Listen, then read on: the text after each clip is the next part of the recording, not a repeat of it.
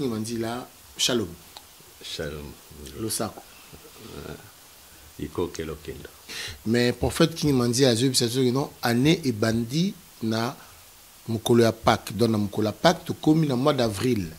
Et perturber un peu le calendrier. Voilà pourquoi nous allons demander de précision. La parole de Dieu qui dit que dans Exode 12 et aussi dans Lévitique 23, tant on a bimisa Israël na boumbu et ça correspondre na ebandeli mbula pour na Israël. Kaza église de réveil, oyo bobeng tobengaka église de réveil nga tobenga nini.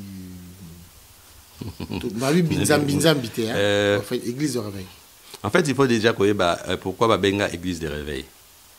Le mot réveil veut dire mutazagi na pongi ala muki. Or, via mutu suika na ola mukate, via mutu kepenti na rokende na rotambola pe na vivre. Or, mutu aza réveillé, ça veut dire que tant à vivre, à continuer. Il faut aller qu'une étape à réveil comme une étape à éveil.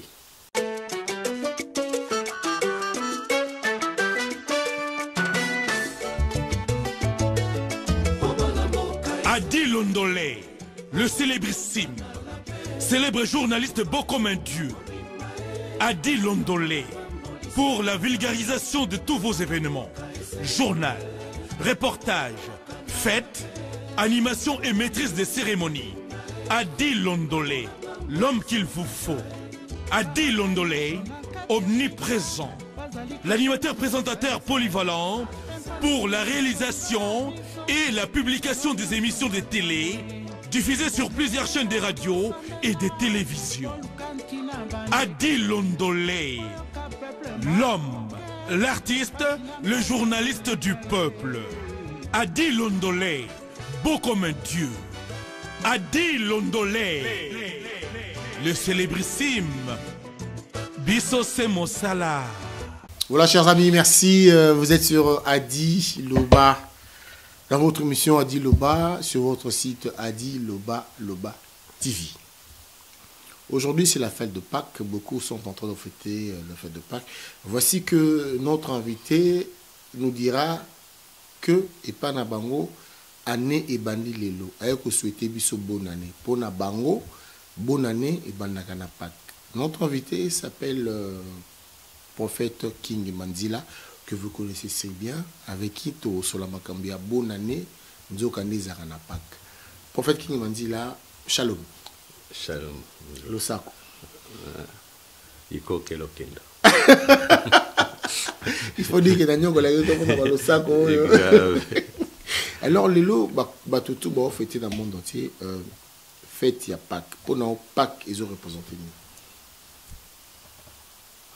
Mbote lisusu en tout cas merci beaucoup pour la question nao et dans les sengo mingi na pesi bande bolanda biso mbote mingi ils aura toujours sengo tang na yaka to sola quoi qu'ils appellent mingi te mais les rares moments où to kutanaka ils aura très enrichissant na bien ou bien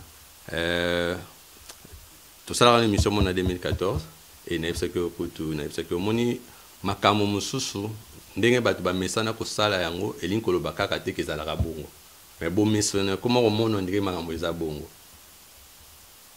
c'est-à-dire que en d'autres termes c'est pas parce que majorité ba sala makambo ndenge wana ki makambo ezalaka bongo. D'ailleurs au monde même na Bible tant temps Jésus aye alobi na bango bozo sala boye mais ne bandeli ezalaka bongo te. Or, ceux qui ont une bandeli, tout le monde qui m'a comme soto, potana na ngoma comme soto, ils ont simbaté, c'est simplement parce que tout bima n'endenge bandeli. En tout terme retour à la parole. Olobi n'a pas nabisoté. Alors, dans retracement, rappelons que Tozana Moussa Nzambi, Azana Korea église de réveil, c'est ça? Ouais, ouais, on va dire ça. Fête dans l'église de réveil. Donc, Aza, église de réveil, Oyo Bobeng Tobengaka, église de réveil, nga Tobenga, Mabi binzambi te, en fait, église de réveil. En fait, il faut déjà connaître pourquoi Babenga église de réveil. Le mot réveil veut dire mutazagi na pongi ala muki. Or, via mutu suika na ola mukate, via mutu kepenti na rokende na rotambola pe na vivre. Or, mutu aza réveillé, ça veut dire que tant à vivre, à continuer. Il faut aller qu'une étape à réveil comme une étape à éveil. L'éveil, oh, la minute où tu as dit temps, il y a éveil. Ok. Donc, alors, Timba.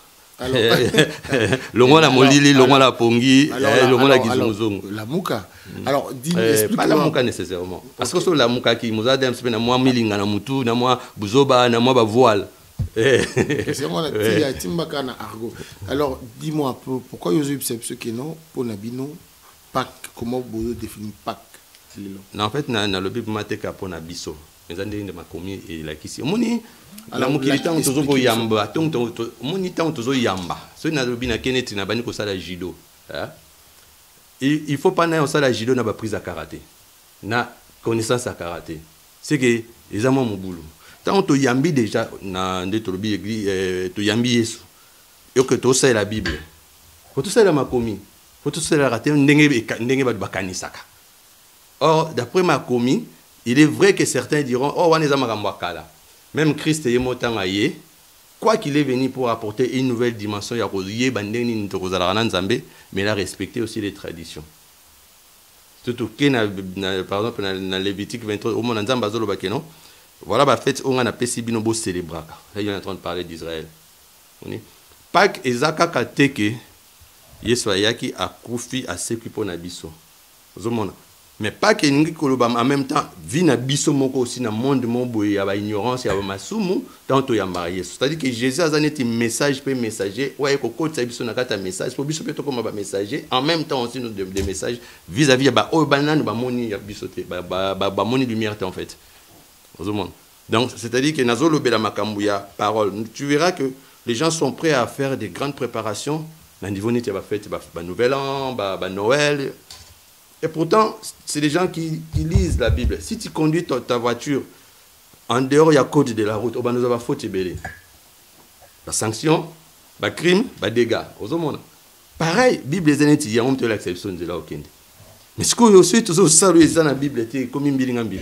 Alors maintenant, tu veux nous dire que le calendrier, c'est basé sur le calendrier des Aranon, lundi est férié. Le 24, 25, tu as Noël, le 31 décembre, 1er janvier, tu as la nouvelle année. C'est basé dans le calendrier, c'est basé dans le calendrier, c'est basé dans. Bon, je vais, pour répondre bien, il faut nous expliquer un peu qu'est-ce qui occasionne la Pâque. Oui,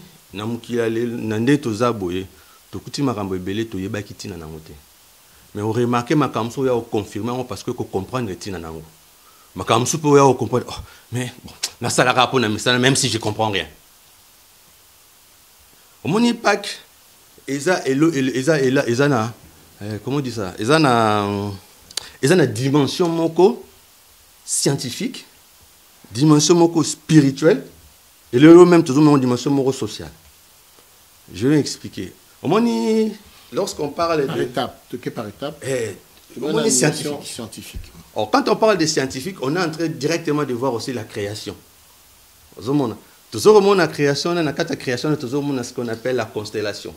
Toujours ce qu'on appelle la constellation, toujours la astre. Tant que vous avez une classe basole belabiso que la Terre tourne autour du Soleil. Si le mouvement de la Terre tourne autour du Soleil, et en même temps, la Terre tourne autour d'elle-même. C'est l'image que je t'avais envoyée pour expliquer. Bon, peut-être, on va balancer les bandes. Au moins, temps où moi, supposons, je prends l'exemple. Bon, je vais prendre l'exemple de ces téléphones portables. On imagine que c'est rond. Oyo penazui, téléphone, on imagine que c'est rond aussi. Ça, c'est le Soleil. On s'est dit que ça, c'est la Terre. La Terre tournant autour d'elle-même, hein? En même temps, la Terre tournant autour du Soleil. En même temps, elle tourne autour d'elle-même. Aux hommes, si koyo, ndenge tourne autour du Soleil, en même temps autour d'elle-même, ils ont une position quand elle tourne autour d'elle-même, et comme ça, et comme il bouille, barrière un Soleil, ils ont frappé, ils ont droit. Ce que tourne autour d'elle-même, ils ont une position comme barrière un Soleil, et qu'on bête à la Terre en plein milieu. Ils ont un moment tant qu'il y a tourné autour de la bouillé, en même temps de tourner autour et qu'on barrière un Soleil, et qu'on bête à la Terre en plein milieu. C'est ce qu'on appelle l'équinoxe. Ok. Or, dans un équinoxe 2, l'équinoxe du printemps, l'équinoxe de l'automne. Si koyo, équinoxe, il y a printemps, on est bien d'accord, là, on est en printemps. Équinoxe. Maintenant, quand tu parles de météo, quand tu parles de automne, de printemps, si tu veux de l'hiver, de l'été, est-ce que là tu parles de la terre? Donc la terre, ça dit que mais en Afrique, où tu parles pas en Afrique, qu'est-ce que tu vas, comment tu vas équilibrer automne, printemps, hiver, machin, par rapport à notre Congo? Sikoyo, oromonake, tozana ba saison moko. Sauf que biso to telemi na kombo et bengami automne et bengami printemps. Mais ce que tali misala ni ne lekanaka na automne na banzete to ba na nature. Oyo omona que on se retrouve aussi en affaire. Non, toi na automne, toi na printemps, toi na hiver, tout voilà. Toi na hiver na été. Si on a par exemple na Afrique, toi na ba saison moko mona malili. Dans la saison, on a elanga. Dans la saison, on a mupepe ya kambula yaka. Et na bango ba mi-saison moko ba remaka kangote. Mais soko côté pe na ba recherche on a kezala. Cela veut dire que c'est l'exception que tu as 4 saisons moko o ezala un peu en Afrique, les amis balem tu as plus dominante. Et awa yango tout le monde là les 4 saisons là. Oh, on a 4 saisons là. Donc pour toi biso tout on a 4 saisons, mais awa eza par contre nommé, ils ont cité, mais pas n'habitué. Parce que élément nango comment dirais-je misala nango makambo nango esalaka eza plus frappant. Ozomona eza ko moni sama. Ya biso eko elekanaka nango peut-être même tu peux même pas t'en apercevoir. Mais c'est pour ça que tu as na saison ya elanga, na saison ya mbula, saison ya mbula. Biso to yoba kino na période oyo biso bato to koli na totangi na internat na l'info kuna ba na l'info ngwisana na pesi mbote. To yobi kino période eza période ya safu, période ya manga, période ya boye. Biso bon sans pour autant qu'on présente automne, printemps, hiver, été. Yango justement. Oyo masango bimaramingi yango. Oyo mangi bimaramingi yango. Yango justement au moni qui dé na utolo bano total to ceux qui tellement plus na ndenge ya ba kombo et benga melo et aux anabiso clarté mais ce total na ndenge ya ce qui se passe pendant ces moments pendant ces temps-là de toko ko observer yango toko ko comprendre yango. Donc pour revenir à Nina Biso Nazolo Belasco et Kambuya équinoxe il y a printemps. Comme je disais, équinoxe wana ezali au moment où physique tu nous expliquer Sanza ezana ko kende siko Sanza et Betty Mabele, c'est-à-dire la terre, le soleil passe pas Sanza Moi pardon, Moi et Betty le soleil en plein milieu. C'est-à-dire que les rayons solaires na la terre, on a ce qui divise la terre en 2 parties, le pôle. Et ça est formé angle droit. Moi et Betty la terre. En simple tokolo bakeno moi rayon moi et Betty la terre, ma belle et kabolié na katikati. Cette période il y a makambwane salamaka ezalaka entre le 20 mars si le 20 avril, le mouvement solaire Mokwe-Salamakawana entre la Terre, entre les astres, est un peu mystérieux. Mais il est très impactant dans ma camp. Si quoi, pas que ça va décider lorsque l'équinoxe est salami. Tant que l'équinoxe est salami, il y a une date à Pâques, logiquement, tout ça, premier lundi à mois d'avril. Mais date à Pâques, en fait, ils ont improbable. Ils n'ont pas yango moko wana to kangaka. Et puis ça marque en fonction de bateau batalaka les gens qui ont étudié astrologue batalaka babi non awa moye ko beta sanza moye ko beta la terre en plein milieu na période oyo période lorsque bakokisi yango na calendrier na biso calendrier grégorien entre guillemets yo automone qui repère ça le 25 par exemple. Et lorsqu'il y a l'équinoxe la Pâque elle est décidée en fonction il y a mouvement à lune position à lune. La lune, lorsqu'il y a la pleine lune, et c'est 7 jours après la pleine lune, pendant l'équinoxe, il n'y a pas qu'il y a au salama. Alors, on a de manière physique, alors on a de manière spirituelle. De manière spirituelle, il n'y a pas de ce qui est physique, il y a un moment pourquoi on a l'inga qui est bonne année, pourquoi? Parce que en même temps, bonne année, ce n'est pas une fête simple. Hein? Ce n'est pas une fête que les hommes ont décidé et ça la macabongo. Mais c'est une fête qui vient d'en haut. C'est une célébration qui a été choisie justement en ces temps-là parce que les astres sont favorables. Il y a équilibre, il y a égalité entre l'icolo nacé. Vous comprenez? Ça veut dire que, remarquez même dans on a biso, même dans nos cultures. Dans nos cultures, les astres jouent un rôle très important.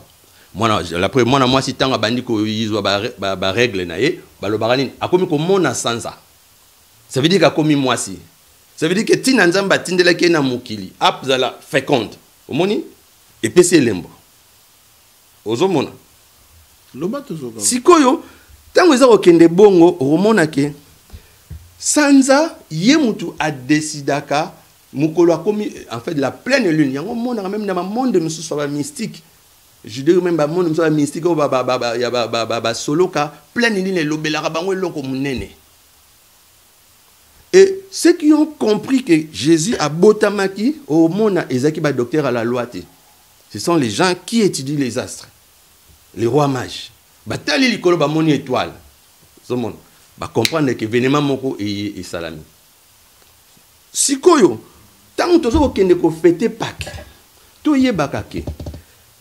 Mukolo moko nzambe alingaki abimisa batu na boumbu. Qu'est-ce que Dieu a décidé? Alobi na ko bimisa bango mais yebse bango bocha ba makila na balento na Israël abini na Égypte abini na Exode 12 abini bango. Ce mois-ci sera pour vous le premier mois de l'année. Mais quand tu parles de ça, tu penses aux Chinois, tu penses aux Hindous. Non, moi je pense à ceux qui lisent la Bible. Non, mais ici. Chinois, Hindous. Non, toi tu parles de la. Quand tu parles, ça dit que le message est universel. Tu parles, ça dit que na mokili mobimba, ozolo baton ozo bango mokili, c'est na ba Chinois na ba Hindou parce que ba Chinois bazape na bonne année na bango. Ba Hindou qui baza na bonne année na bango. Bato catholique va appeler na bonne année na bango et puis bato ya kimbangiste pende to comme toi tu parles de manière universelle. Non, je parle. Alors là on est lelo bato nyo soto ba otala yo. Prophète King ba pasteur boni obisoto yebi ba fetaka bonne année. Ba pasteur au moins to moni ba salaka ba réveillon na ba église na bango OK non tozo passer année oyo toke na année o nzamba pamboli biso mbula oyo ezambula na yo mbula oyo donc yo prophète King oye o boss o longoli yango nyonso donc bango ba pasteur to monaka baza na connaissance te ba yebite ba otala biso loba Moni ngat na nga yebse lo moko. Tu vas dans un pays. Ko yebisa ngate. Na yebisa bato bazo mitu na likambwana. Okena mboka mo boye. Na kata mboka ngo okuti bato ba omela ko boisson gazeuse, on va dire. Sikoyo bato na ba omela boisson gazeuse wana sikoyo. Ata tango a problème ba meli yango esali bango moi bien. Tango ba meli yango mais yo sikoyo oye na mai. Problème eza mutu ayene loko oya yebi kiza nini aochaka na bato ba osala wana msuste. Ce n'est pas à moi de dire bazali banda to bazali banda tina. Yebiso loko monabi makomi eza otalisa biso ke Nzambe alobi boy. Ce mois-ci sera pour vous le premier mois de l'année. Pourquoi il parle de ce mois-là? Il parle de la Pâque. Alors makomi ko boma yo soki eza na molimo te. Molimo wana tozozwa yango na nzela na Yesu. Oyo justement na bi yende Pâque na biso, yende agneau pascal. Ozomona. Ça veut dire que message wana toza ko mema yango kaka na dimension ya ko loba ekomami, mais na dimension ko ba pona nini ekomama bongo. Ekomama bongo parce que eza na impact moko ko yeba tina na osala likambo, na likambo na osala na ebitina na ngote. Je ne dis pas que baza ko bunga to baza ko bunga te, mais oyo ngana lobi soki bango ba ke ko vérifier ba tuni pe molimo nzambe ba ko comprendre que nazali bandate, ba ko comprendre que par rapport à ce qu'ils ont apporté comme message, tokoki ko bakisa oyo pour ça la biso yelo ko mususu. Et que quand tu dis que ce pasteur fête Noël, fête ngai Noël pour nangé lobela ngelo moti. Et lo lobela nga makamunde zambo lelo o tozolo ba o. pour eza na signification pe eza na message moko impact moko alors ko eza donc les lots ozo présenter ba vena au de ah ouais parce que ah ouais ah ouais apona nga penza ko lelo ya mukolo moko euro to ko bomata so ni ko sala so ki ndeni ni ba cadeau to parce que mukolo lelo o ezali moi et beti mabele na pona mututu a bénéficier d'inégalité. Alors là où ça complique un peu parce que on se dit si qu'on date non anniversaire jour non anniversaire na mois na année comment tu calcules ça maintenant si que le jour na anniversaire âge sur quel calendrier na makambio lobby pour na Pâques et bandit. En fait, alors anniversaire na yo sur au calculango ndeni et début sur rapport voilà apparemment au mona que même bambula to botamaka même ba kombo to zwaka eza na tina mais to yebaka yango te yango to kanisaka na fete kake mais yebaka ngo ke no kombo na yo ya adi kombo na yo ya londolé eza na tina na mukolo botamaki eza na maloba moko boye oyo bato ba yebaki ba pesa que par rapport à événement bible tant aux la bible au mona que les noms des gens dans la bible au mona lem sous Jacob au mona lem sous un tel Ruben parce qu'il est fils de ma droite au mona kombo eza lié na événement peut-être nous sommes pas informés. Alors, tant qu'on fête anniversaire nangai, par exemple, si je dis qu'on fête anniversaire nangai, au moment que anniversaire nangai on fête par rapport à la date mo ba pese langa. Or, sur le calendrier on a zolo belayo. On remarque tout ça la différence imité tout ça c'est que quand à cheval. Au moment. Et ça nango, tout ça je dis par exemple au lieu qu'est-ce que je peux dire parce que là on n'aura pas le temps c'est la no calendrier. Là par exemple mon coup. Voilà le bas. Bon. Netingai na botama le 15 janvier. Je suis né le 15 janvier. La calendrier au tukenanango kayu, calendrier au tobotama nango, ou après ça biso planning à boulot, to voyager to avion, ou ba futa rabiso calendrier wana ngana botama le 15 janvier. Parce qu'on a calendrier au zolo ba wana. Parce qu'on a botama mukoni. Na o calculer le aussi côté on habite on a pas parce qu'il faut na bimse là yo. Calendrier âge na yo calendrier na ngai. Échanger nango âge changé té. En fait Netinga, na botama le 5 avril. Ozomona. Na botama le 5 avril. Voilà le calendrier na biso. Ouais, le 5 avril. Ah, yesko na calendrier. Mais pour nangai na botama na botama na moment ya Pâques. Yanda on a expliqué boy. Les dates ozoba po yo botama. Donc mukolo botama donc ba parents na yo makaba yebiso mukolo botama pona ezaba donc exact non oh non OK na mupandi non il faut simplifier bato OK na mupandi moi je suis naye kolobela ke Pâques eza événement spécial donc calendrier bandi wana mbula e bandi wana alors ce mbula bandi wana tout ça na mois de d'avril ça perturbe agenda calendrier pourquoi perturbation na yozo mona ngwapi expliquer pour expliquer bien na détail par détail na za clair na botama le 15 janvier calendrier na biso ils calendrier au to ba que non fin de l'année ils ont na mois de décembre décembre le 31 décembre beaucoup le 1er janvier 15e jour après ngai na botami 15 jours après mbule baninga na botami. Mais au botama le 15 janvier. Est-ce que non, na botama le 15 janvier parce que mbula e bandi wana. Le 15 janvier prochain, on combien de mbula? Yosko lobi mbule bandi na Pâques. Mbuli pona mbule bandi na Pâques. Donc mbule bandi ndeza na calendrier na janvier pas na mbule bandi na mois de mars. Ouais. Mais changer ni na date no botama. Chers amis, nous allons marquer une pause et nous allons nous allons revenir le temps de vous dire merci. Paul Pascal Fetinabino, Ezali Mukolo Yaba Pascal, Fête Pascal Pak Yangoyo, beau continuer qu'on a biso. Yambouya Nesiko Zali, Naebi Kemvulunzi, Bino Petam Soubana calendrier Nabino, bonne fête des centenaires Nabino. Willy Kunda Yemuko, je vous dis merci. À très bientôt. Pub.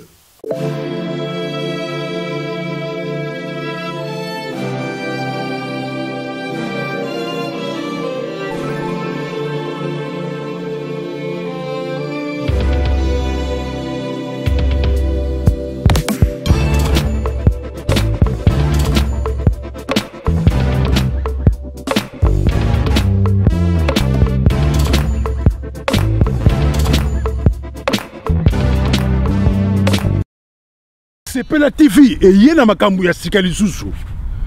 O ba chaîne ya France eza na kati. Ba chaîne ya Congo eza na kati. Ba chaîne ya Londres eza na kati. O ngomona makambu ya politique ya sika. O parti AA eza na kati. O parti BB. O CFAIO eza na kati. Ya Sepela TV. Bouquet comme ya muke boye. O tina poche voyager na ngokeno partout lingi. Na bouquet no ya Sepela TV. Sepela TV. Mais ma biso n'engozo mais ma biso on a 4K. Machine ma daka daka. Sepela TV. Bienvenue dans le monde de Sepela TV. Sepela TV est le décodeur qui vous permet de suivre les chaînes du Congo en direct de la diaspora. Restaurant Galaxy Mambo, aux spécialités franco-africaines. Menu spécial Mambo, situé au numéro 137, rue André Carman, 93 300 Aubervilliers. Contact et réservation au 07 53 28 89 07. Galaxy Mambo.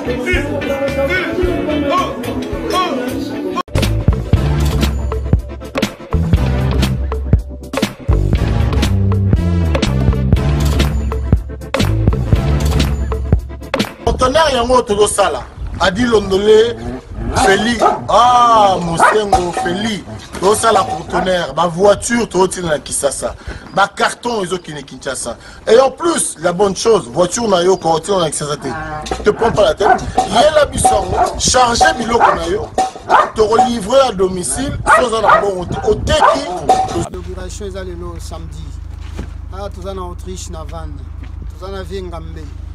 Venga mbeza li soba mokonzi ya mboka ya van o aza ko contrôle nyonso na diaspora congolais na kati ya vana to faciliter tâche bino mo botala ka biloko botande ba biloko ezali awa ba camions za kuvanda bon bana mainde to lobai kaka to zana kati ya Grenoble to fongo l'antenne na Grenoble système to zana nga Feli Mosengo ajuda pauvre. Nous avons à Grenoble, adresse à Moutozali. Nous avons un représentant à Grenoble, à Zaliawa, Marabokando. Nous avons carton mi balé, carton moko félé. Donc, système toi n'a moi ajoute à pauvre, Fatih Béton. Bon, diaspora, bana Genève, bana Lausanne. Nous avons Nanemas, Kandé Toubaki. Nous avons tout Mobimba Union Européenne, diaspora. Nous avons Libosoya. Gigi exotique. Oh, nous on a besoin de produits RDC au Bokuta. Nous avons la fête aérienne, nous avons la fête maritime. Nous avons besoin de carton, nous avons besoin de Mutuka et de Namboka. Et donc nous avons un palais et de Namboka, référence.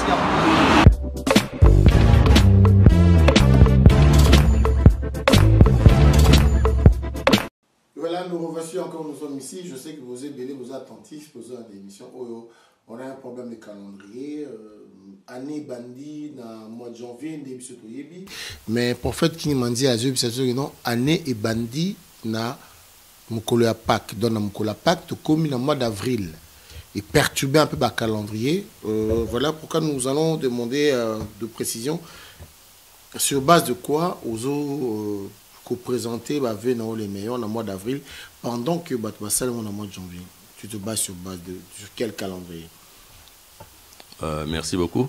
En fait, moi, quand je parle de ça, calendrier, date, en fait, date, c'est par rapport à la parole de Dieu qui dit que dans Exode 12 et aussi dans Lévitique 23, tant on a bimisa Israël na boumbu et ça correspondre na ebandeli mbula pour na Israël. Tu peux lire un peu parce que la Bible pété ti a fongo lengo.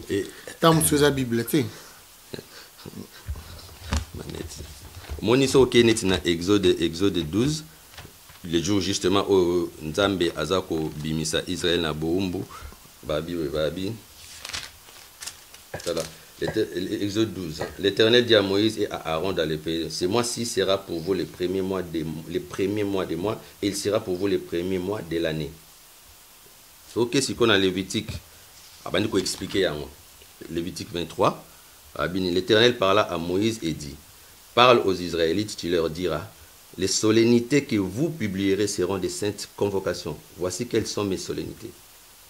On travaillera 6 jours, mais le 7e jour est les sabbats, les jours fériés.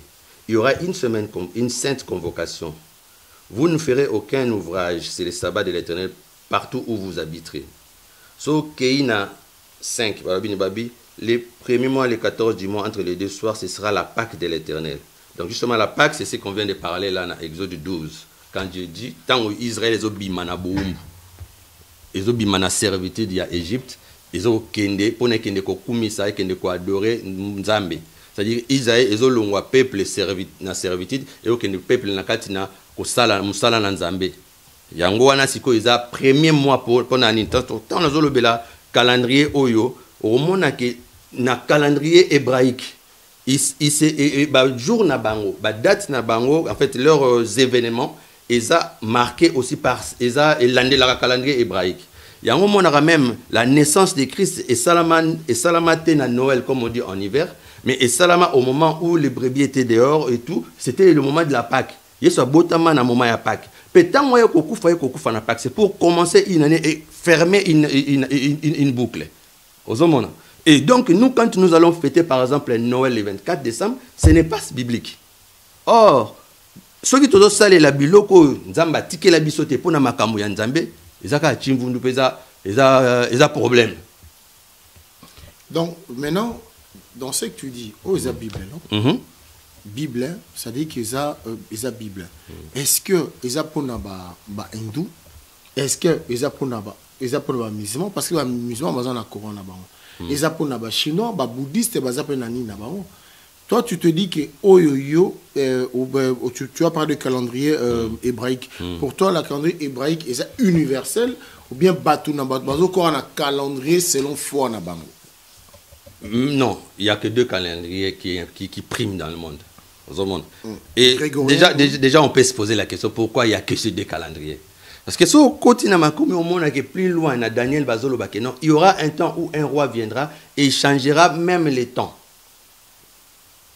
Pas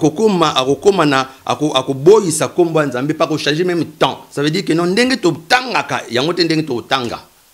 Ndenge nzamba tinda to tanga po biso ba otondimeli nzambe parce que moni to koyi kokolo belate hindou ou nantolo bela foi ça veut dire que la foi en Christ eza et fandi sami na makomi ozomona c'est toute personne il faut yebaka même à to fêter mais to yinde skopona ko la ki sabatu ke fête to fêtera ya Pâques hein ya moni na lobele makambo ba moyi makambo likolo parce que et quand tu vas dans Luc chapitre 1 au combien verset 78 balobini babi et toi petit enfant tu seras appelé prophète du très haut babi totango parce que c'est important babi parce que le soleil levant nous a visité d'en haut or nous venons de voir que non la terre tourne autour du soleil et la terre tourne autour d'elle-même. Et que pas que ça décidé lorsque le soleil levant et bêta kamabele. Ça veut dire que moi oeza yesu, moi beti yo vina yo. C'est à ce moment-là et pour namaki ke makamoko ko sala bombo zaki nango, ba servitude zaki nango, makambo zaki nango. Okomina facilité, c'est-à-dire que comme on dit, le ciel t'est ouvert. Alors prophète Romoko Manasuka, Régézo Salaracine, qu'est-ce que tu peux dire? Est-ce que maintenant, les lots, Netio, vous a amusé à représenter Batbavé non le meilleur? Qu'est-ce que tu peux dire dans Batbaro Dandayo? Pour nous, il y a deux questions qui n'ont rien à voir dans ça. Baveux. Et là, on a un Lobakaka que Psaume 1 et le Biboué. Et l'homme qui ne marche pas en compagnie des méchants et qui ne s'assoit pas en compagnie des moqueurs. Babi. À chaque fois, tu as un verset pour tango parce que je pense que y est pour nango. Balobi. Psaume chapitre 1. Heureux l'homme qui ne marche pas selon les conseils des méchants, qui ne s'arrête pas sur le chemin des pécheurs et qui ne s'assied pas sur le banc des moqueurs, mais qui trouve son plaisir dans la loi de l'Éternel et qui médite sa loi jour et nuit. Il est comme un arbre planté près d'un courant d'eau qui donne son fruit en son temps. Son fruit en son temps. Ça veut dire que non, le fruit se donne à son temps. Ça veut dire que saison. Et dont le feuillage ne se flétrit pas. Tout ce qu'il fait réussit. Oui, moni. Et là, on peut si bon message. Et ngolo babwe. Et aux amala momingi, tous ala na courage ya kozongela makomi. Omoni. Je parlais tout à l'heure dans le belimo ba culture na biso leti ba africain que examine basé comme mona na likambo ba moyi hein tant na zolo bela ba astre zo bela ba sanza nyoso ezali nyoso nzamba tia pour les années tu vas signer pour nabiso pour te bakotanga yango. Alors prophète Manzila, rappelons quand même que prophète Manzila on peut dire que prophète tout le monde a mis bah prophète, bah pasteur, bah dans l'église, mais prophète Manzila aux prophètes aux en église. Chaque fois na mission là yo otuna ga question ana. Le lobby nabiso. Donc yo zano prophète aux en église. Na ko répondre yo na eloko moko boye. Tango bokoli mwana yo. Obokoli mwana. Est-ce que mwana aza obligé tikala kana ndako na? Non. Tango na yebi na uti une église. Na qu'est-ce que sala musala papa pesa nga na ndenga pesa nga na sala. Église exacte occasion ya ko sangisa batu 4 murs. Yo kozala muto église nanga papa koza muto église nanga lilobaka kwa yoki et memeli ye bonzambe kati na ye atamboli na bonzambe wana e bikisi ye pe longoli na kati ya boumbu. Zomona. Alors toi tu te dis ce qui est convenable c'est-à-dire que yo oponi na yo ozala non nga na ponite yo ngi na ozala mopanisa ngome ozana itongate wolo baka sokute na mutu bolobi na mais ozana itongate non ezake non nazana ba makambo mususu oyo nazoko sala oyo epekisinga te na lobela na sala na exercer mission na mais oyo minute oyo et sali na noté que non nakoka ko vanda na église tu vois logistiquement parlant mais je suis dans l'exercice de mon ministère. Est-ce que nzamba pamboli ou to pamboli te pour tout le monde na bato bazana tonga botala nzamba pamboli nga botala tonga na ngai j'ai 2000 personnes j'ai 100 000 personnes bon. Voilà. Je vais revenir justement na comptage wana o boto mukile minga ko compter ce qui nga na yo na sololi na yo na gagner yo am na ye lakisi yo nzambe na lakisi yo Yesu yo kuta na mutu o lakisi ye sema swana ozui et où tu wapi et où tu pas na ngai sikoyo bato ezo bikisa wana comptage wana eko attention na lelo tam na zapi na 10 000 membres oye bandeni mais bagaya na bayaki sikanga na 500 bango te ko na mutu nzambe nenga tangaka ezande ete biso to tanga ko na mutu parce que balobi kutango zo kolisa mbuma na yo faut sopela ngomai c'est faut que sikoyo bato wana oyo yebite ba nous a sikoyo enseignement wapi tant que soyez à Teibiso, à Tei Balobi, Abi Père, je ne prie pas simplement pour ceux qui sont en face de moi. Abi, j'ai prié aussi pour même ceux qui viendront après. Est-ce que Biso Koutana nae? Non, mais tout ça compte dans la l'idée à Banane, Bandero nae. Alors, bon, avant que est-ce que tu as un mot pour je parle de mon frère Nzambe, papa Nabiso Shungo, Totika Biso, na papa Charles Lessi, est-ce que tu as un mot? Oui, en tout cas mes condoléances à ma famille, pasteur Shungo, na pasteur Shungo, pasteur mon sympa, et je dirais même un peu, moi ça m'a, c'est une thème. Mes condoléances vraiment et aussi courage na libota na bande Totikali. Tu baka que non yango eloko zo sadi sabiso pe notre beta société que non tu ba obongi saka que non musa to sala nzamba sepela nango dans la mesure où nous pouvons le comprendre comme ça et que courage kaka na roloba on a pasteur Charles Lessi na présenté ba condoléances à la famille les signaux surtout et surtout na prophète Denis Lessi et maman Rose et aussi maman Chantal pour pasteur Charles Lessi Azar onde to lobaka na jargon et puis papa nanga c'est amutu nanga parce que c'est na kek ça c'est na kekin il me laisse des fois une semaine je fais séminaire chez lui et ça là nga passe na benga ki David justement mais encore je sais qu'il était occupé mais kolonzamba au sala que non ça il faut que j'aille voir la famille c'est ma famille sur le pas de Jésus c'est ma famille c'est et ça là nga bien té nzamba pesa biso makasi. Ok, nazo sentir émotion aux anango. Alors si le prophète Denis azo silika na bato baki na matanga te na bato bazo benga ete. Ona siko izali ezaka na kati ya bunzambe parce que alobi na maman Laure Mbongo ke azana bunzambe te po ki matanga te onu surtout via sala pona ye. Alobi de konabiso Patrice Ngoyi Musoko ayaki te et potaye mutu a fula qui a pesa qui passe a été bon. N'est prophète, prophète aussi mais par contre je sais que Chatumba Azala qui on a na matanga et puis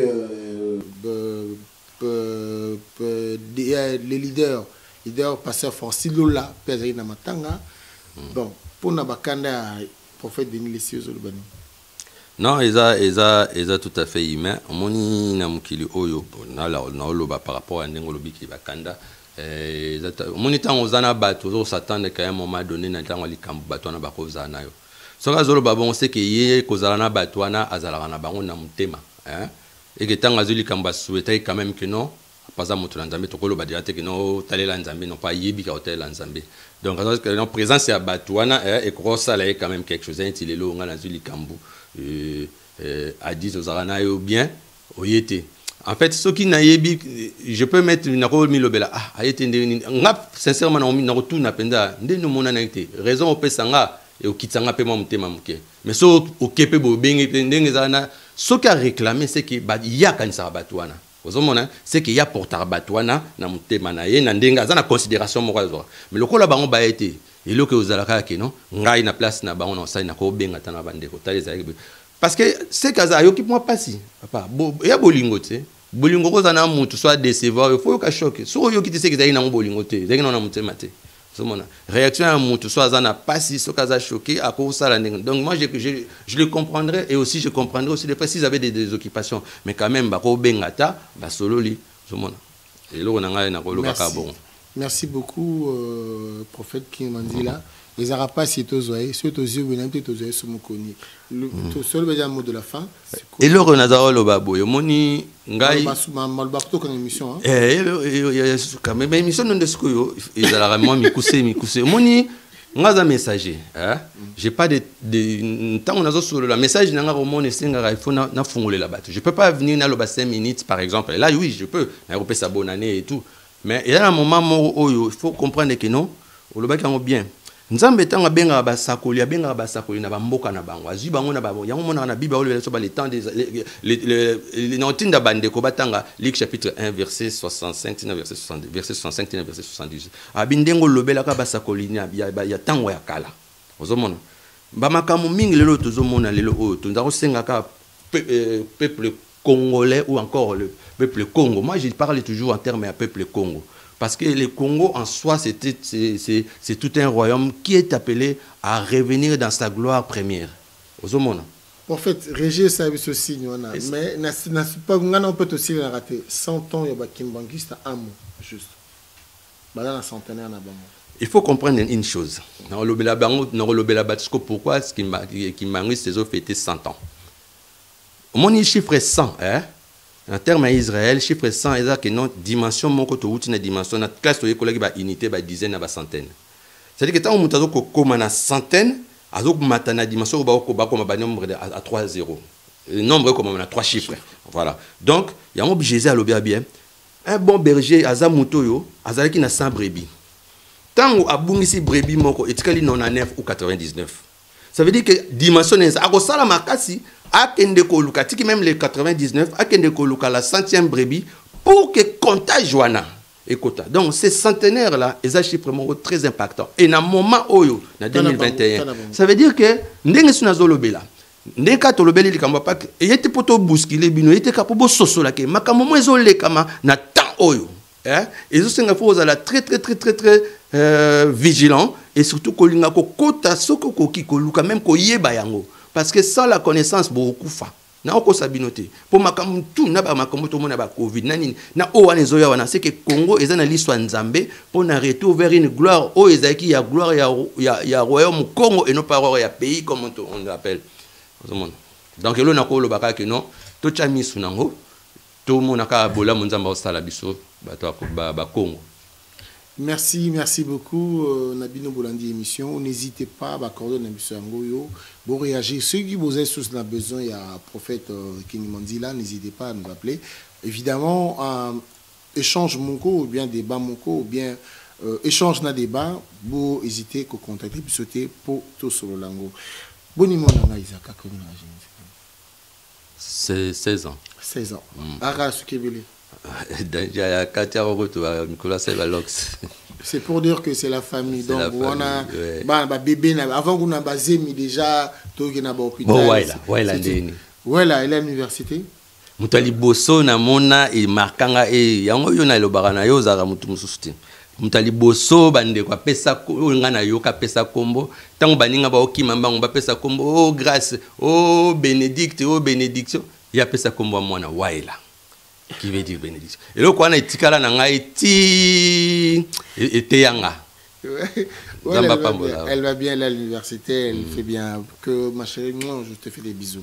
Merci beaucoup. Restez toujours branchés sur Adi Loba Loba TV. Dans votre émission Adi Loba. Je remercie Willy Kunda à la réalisation. Il y a Willy.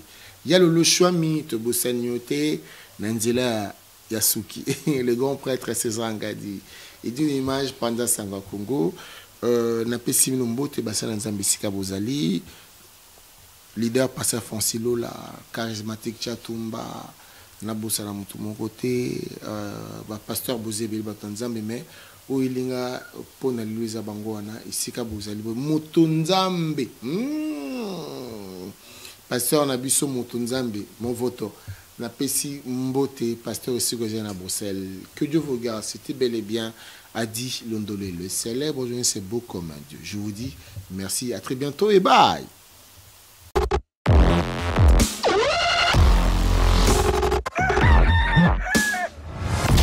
Voici. Mon pic ici. Tata yoki kolela na yo. Na pesi yo libala. Bongo elokoni nezangi. Na lakisa yo esika okosala fête na yo. Sal ezase moko. Bali Santerre. Bali Santerre. Olombi yango. Soki oyini na botoli lipamboli na ngai. Emo kontina limite. Papa. Bali Santerre. Mama. Na salle de fête Bali Santerre. Libala na yo ekoleka. Ndenge bayambaka Yesu na Yerusalem. Na Bali Santerre. Eza kaka salle de fête ya Bamba.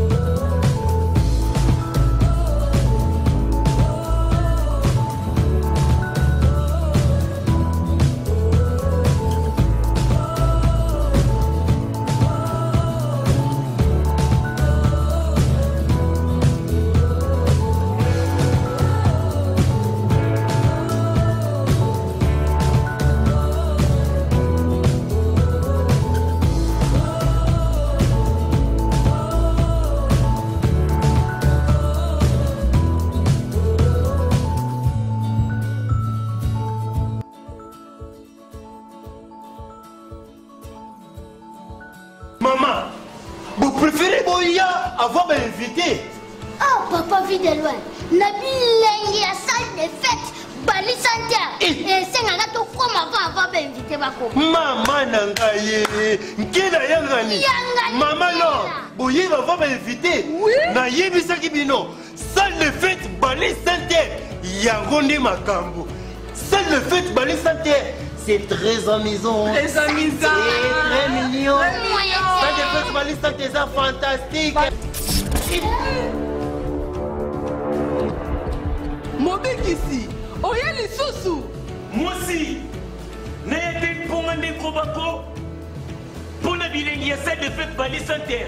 N'était-ce qu'un Kembo Pébi Sengo ya Tatananga Kuna na Lola. Pour bilingue, n'a eu qu'un ça de fait Bali Santerre. Moi si Oebi Angote. DJ Junior.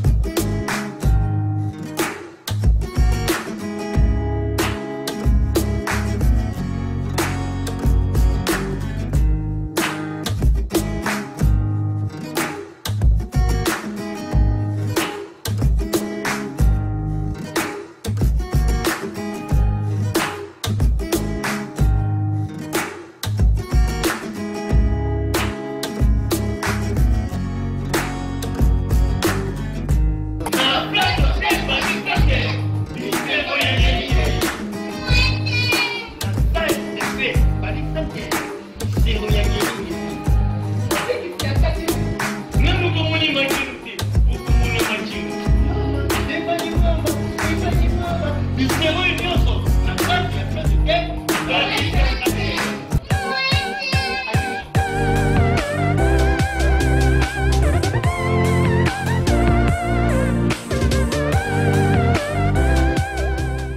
Restaurant Galaxy Mambo, aux spécialités franco-africaines. Menu spécial Mambo, situé au numéro 137, rue André Carman, 93 300 Aubervilliers. Contact et réservation au 07 53 28 89 07. Galaxy Mambo,